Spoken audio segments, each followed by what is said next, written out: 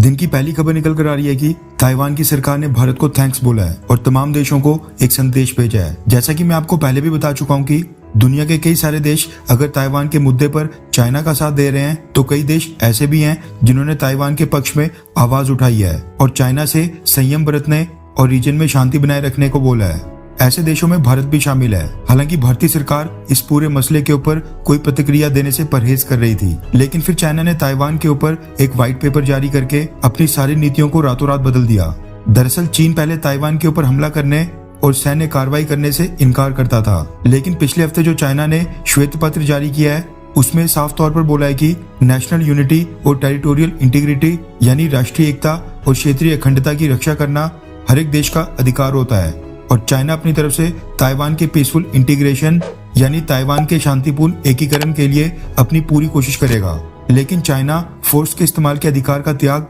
नहीं करेगा। चाइना सभी आवश्यक उपाय करने का विकल्प सुरक्षित रखता है। श्वेत पत्र में चाइना ने यह भी सफाई पेश की थी कि फोर्स का यूज करना चाइना की तरफ से अंतिम उपाय होगा। मतलब कि चाइना ने साफ तौर पर बोल दिया था कि ताइवान को मेनलैंड चाइना के साथ जोड़ने के लिए चाइना अपनी तरफ से हर पीसफुल चीज ट्राई करेगा, पहले शांति से मसला सुलझाने की हर कोशिश करेगा, लेकिन अगर ताइवान के खिलाफ मिलिट्री पावर का इस्तेमाल भी करना पड़ा यानी ताइवान के ऊपर सैन्य हमला भी करना पड़ा तो चाइना वो भी करेगा। चाइना ने कहा कि वो फोर्स का इस्तेमाल तभी करेगा जब उसके पास और कोई विकल्प नहीं बचेगा।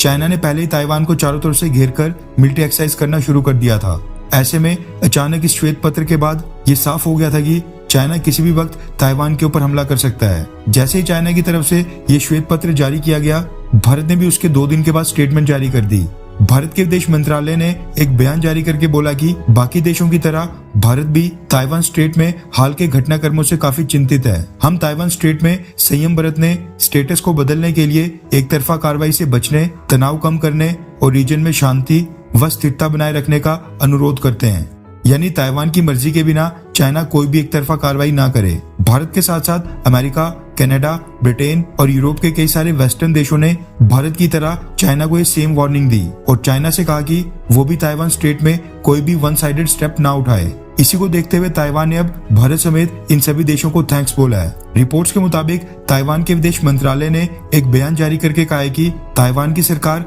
भारत सहित 50 से अधिक देशों की एग्जीक्यूटिव ब्रांचेस और पार्लियामेंटेरियंस यानी इन सभी देशों के सांसदों के प्रति ताइवान की सरकार ईमानदारी से अपना आभार व्यक्त करना चाहती है, जिन्होंने ताइवान स्ट्रेट में सभी पक्षों से संयम बरतने, तनाव कम करने, यथास्थिति को ना बदलने और क्षेत्र में शांति और स्थिरता बनाए रखने के लिए चाइना से किसी भी एक तरफा कार्रवाई करने से बचने को बोला है। स्टेटमेंट में कहा गया कि ताइवान की सरकार अमेरिका, जापान और भारत सहित बाकी सभी लाइक माइंडेड कंट्रीज यानी एक जैसी विचारधारा वाले देशों के साथ क्लोज कम्युनिकेशन और कोऑर्डिनेशन बनाते हुए अपनी सेल्फ डिफेंस कैपेबिलिटीज को और भी मजबूत करेगी ताकि एक rule based international order maintain किया जा सके, ताइवान स्ट्रेट की सिक्योरिटी मजबूत हो और इंडो पैसिफिक रीजन में पीस, स्टेबिलिटी और प्रॉस्पेरिटी हो। देखा जाए तो ताइवान को इस समय दूसरे देशों के समर्थन की बहुत ही ज्यादा जरूरत है और अगर दुनिया के बाकी देशों ने चाइना को एक स्ट्रॉन्ग मैसेज नहीं दिया, ताइवान के ऊपर हमला करने के खिलाफ रशिया जैसे सैंक्शंस का डर नहीं दिखाया, तो फिर चाइना